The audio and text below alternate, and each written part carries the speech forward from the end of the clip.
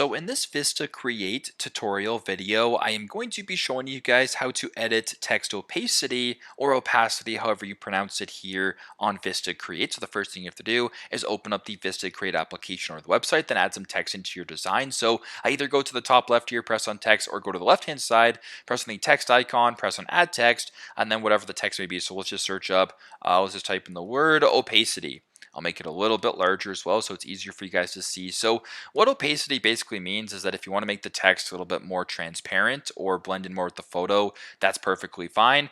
Press on the text right here, make sure that this top bar opens up. Right beside the A and the B, there is sort of this icon right here. This is opacity. Press on that. And if you simply just slide this bar from 100 all the way to the left, it makes the text more and more transparent. That blends in more with the screen. So super straightforward, but this is how to, I guess, edit text opacity here on VistaCreate.